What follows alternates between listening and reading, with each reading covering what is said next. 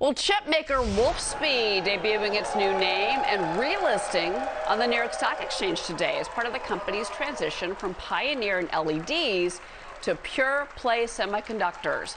The company, formerly known as Cree, also making headlines today after announcing a new deal with General Motors to supply its silicon carbide technology to power future EV programs.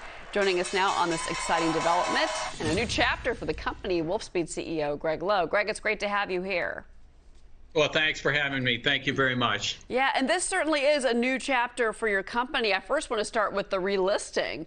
Big move. What did the NYSE offer you that the NASDAQ did not?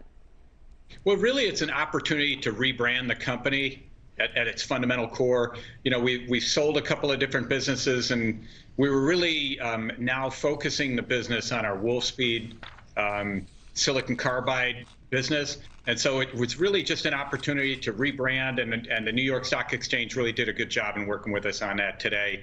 It was a wonderful day. We had a number of our employees join us on the floor of the New York Stock Exchange today. And it's just really an opportunity for us to really focus our business on silicon carbide and being a powerhouse semiconductor company. Well, now silicon carbide, those are more efficient, but they're also more expensive, correct?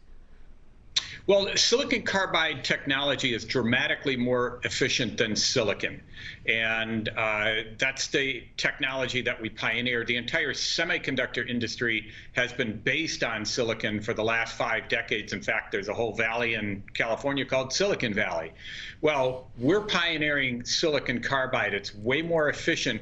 And while it costs more than silicon, the benefits you get at the end customer's level dramatically pay that back. So for instance, in an electric car, if you use silicon carbide instead of silicon, your car is going to go 5 to 15% further distance or range than it would with silicon. And that directly translates into lower cost of battery technology and so forth. In fact, there's a report out that says for every incremental dollar you spend on silicon carbide in an electric vehicle, you get $3.50 to $7 back at the vehicle level. Yeah, well, so I'm glad you brought up cars, because I want to get to GM. I'm just going to let you keep going and talk about this partnership with GM, because this seems to be really lining up with the new direction of the company. Well, we're really excited about GM's focus on EV and the transition the company is going through. We've worked with them over the last number of years, and we're really, really excited to jointly announce this partnership together with GM, that they're going to be transitioning not only quicker from internal combustion engines to electric vehicles, but doing it with silicon carbide and enabling that broader range. It's a great announcement. We're super excited about it. It's a strong partnership that'll last, decades. Well, Gregg Lowe, certainly we're taking a look at the stock right now. Wolfspeed, the new ticker is Wolf. New York Stock Exchange trading up by more than 1% today. And certainly, I know you're going to have in a couple. You've got, 2 factories in North Carolina. You're looking at another one, I believe, in the New York region. Real quick before I let you go.